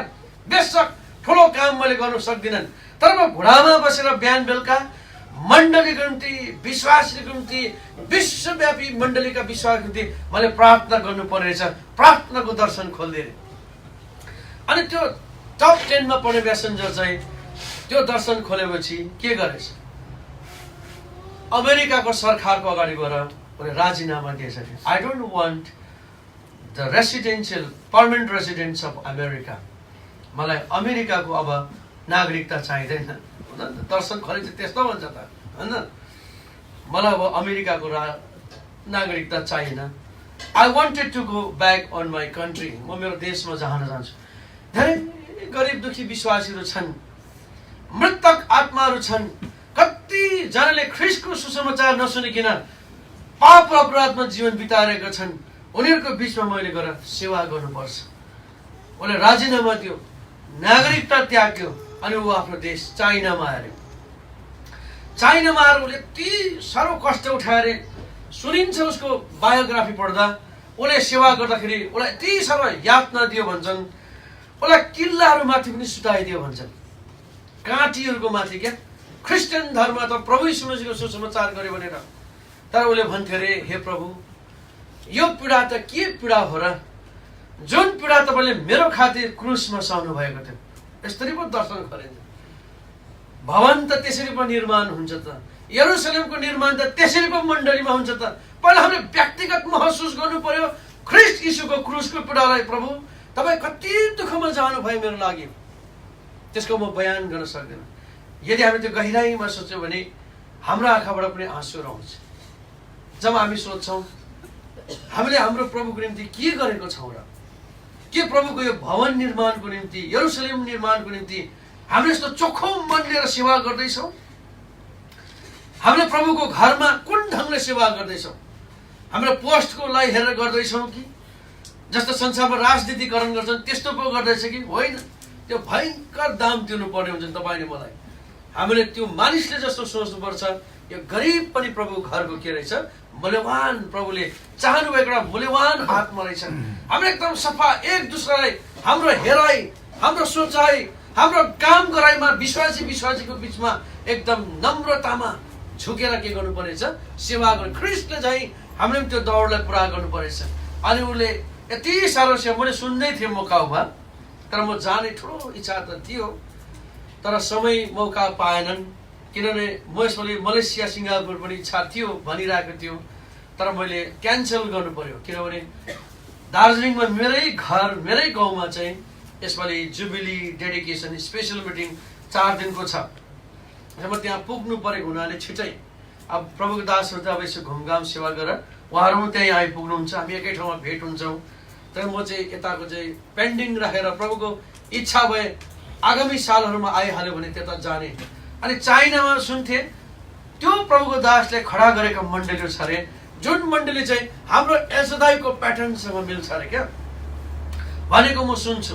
तर एकदम भिजिट गर्नु, ती दासहरूले त्यस्तो कष्ट उठाएर हेर्नु त प्रभुको निम्ति दाम तिरेर गए, सेवा गरे। तर तपाईँले मैले त हाम्रो प्रभुको निम्ति के गर्न सकेका छौँ, के गऱ्यौँ र के गरेका छौँ र अहिलेसम्म? प्रभु पाएको यति साल भयो कि हामीले ख्रीष्टको निम्ति व्यक्तिगत यरुसलेमको निर्माण कि हामी ढिट हुँदैछ भनिबस्छन्, आइबस्छ यस्तो वचन भन्दैछु कि होइन, यो त मेरो आत्मिक उन्नतिको लागि हो। हजार पुस्तासम्म प्रभुको कृपा दृष्टि पाओस् भने यो आवाज आउँदैछ भने सुन्दैछौँ कि त्यो निर्माण आफूले बनाउँदैछौँ कि हामी माने भर पर्ने कुरा हो भन्छ। अनि त्यो प्रभुको दास मृत्यु क्षणसम्म यति विश्वासयोग्य भएर हजारौँ मृतक आत्मालाई प्रभुमा लिएर यो संसार छोडेर जानुभयो। त्यो प्रभुको दासको नाम को होला भनेर तपाईँलाई प्रश्न भएको छ होला नि होइन? त्यो प्रभुको दासको नाम छ डाक्टर वाचम्यान। मलाई पृथ्वी तलमा कमी के थियो र? डक्टरेट पास गरेको मान्छेलाई कमाउनुको लागि त 10 औँली घिउमा थियो होला नि त्यो जमानामा। उहिले हामी नेपालमा 2039 सालमा पस्दा 10 औँली घिउमाको जमाना थियो, संसारमा पनि थियो, जे पनि गर्नु। तर प्रभुको कारणले हामी यथावत स्थिर बन्न सक्यौँ। मलाई त्यति बेला यहाँ साइन मात्रै गर्नुहोस्, तपाईँको इङ्ग्लिस राम्रो रहेछ, पढेको हुनुहुँदो रहेछ, तपाईँलाई हामीले Bible in theology south Korea पठाइदिन्छौँ। जब तपाईँ ट्रेनिङ सक्नुहुन्छ तपाईँले फेरि एमटिएस गर्नु, मास्टर इन थियोलोजी गर्नुहोस्। अनि जब त्यो तपाईँलाई कामको पनि व्यवस्था गरिदिन्छु साउथ कोरियामा। 41 सालमा मलाई त्यसो भनेको हुन् त। जब तपाईँ एमटिएस मास्टर इन थियोलोजी गरेर फर्किनुहुन्छ, तपाईँलाई direct regional post, regional director दिएर तपाईँलाई एउटा क्षेत्रीय निर्देशक बनाइन्छ भनेर मलाई त्यसरी उनीहरूले टेम्पटेसन गरेका थिए। तर मैले भने मैले मेरो प्रभुको सेवा गर्नको लागि मलाई कुनै थियोलोजीको आवश्यकतै छैन। किनकि मेरो हृदयमा यो पसेको छ, म एक दिन आमाको गर्भमा पापमा जन्मेको थिएँ, पापमा हुर्केको थिएँ। त्यो पापको साथ मेरो मृत्यु भयो भने म अनन्त नरकमा जाने थिएँ। तर ख्रीष्टको अनन्त प्रेम ममा भयो, त्यो मुक्तिको सुसमाचारमा मैले मुक्ति पाएँ। त्यसकारण मैले यो मुक्तिको सुसमाचारको लागि संसारको एजुकेसनको मलाई आवश्यकतै छैन। हामीले त्यसले ठाडो इन्कार गऱ्यौँ, प्रभुको दया भयो। आजसम्म प्रभुले त्यो सेवालाई पुरा गर्नको निम्ति मद्दत गरिराख्नु भएको छ। त्यसकारण प्रभुले हामीलाई गरून्। भजन सङ्ग्रह 147:2 हामी मण्डली मिलेर पढौँ। यो चाहिँ हाम्रो माउन्ट हर्मन चेङसवानको निम्ति मात्र होइन, हामी सबैको निम्ति दिएको प्रतिज्ञा हो। प्रभु, यरुसलेम निर्माणको निम्ति हामी तयार हुनु छ। हामी व्यक्तिगत यरुसलेम पनि निर्माण हुनु तयार हुनु छ। प्रभु, हामीलाई सहायता गर्नुहोस्। हामी योग्यको मान्छेहरू होइनौँ, हामी कमजोर मान्छेहरू, बार चुक्ने मान्छेहरू हौ। तपाईले बार चित्त दुखाइदिने मान्छेहरू प्रभु, तर तपाईँ कति कृपालु। तपाईले हामीलाई निर्माण गर्ने समय दिनु भएको छ प्रभु। तपाईँको आगमन हुनुभन्दा अगाडि, यो संसार छोड्नुभन्दा अगाडि बन्न सकौँ, म झुकेर आउँछु प्रभु। यस प्रकारको हामी निर्णय लिएर यो सालभरि आफूलाई तयारी गर्दै प्रभुको सेवामा हामी लागि परौँ। 147 2 पदलाई पढिकिन, अब यसको धेरै रेसाहरू पनि भए तापनि समय सकियो। अब हामी 147 अलिकति बढी पनि गयो, क्षमा प्रार्थी छु। विश्लेषण गर्दा यस्तै हुन्छन्। 147 को 2 पदलाई हामी मण्डली मिली एकसाथ पढ्नेछौँ अनि सेवालाई बन्द गर्नेछौँ। आउनुहोस् हामी भजन सङ्ग्रह 147 2 पदलाई एकसाथ मिलेर पढ्नेछौँ। The Lord will build up Jerusalem, He gathers together the outcast of Israel. परमेश्वर इस विचारमा तपाईँ मलाई सहायता दिएका हुन्।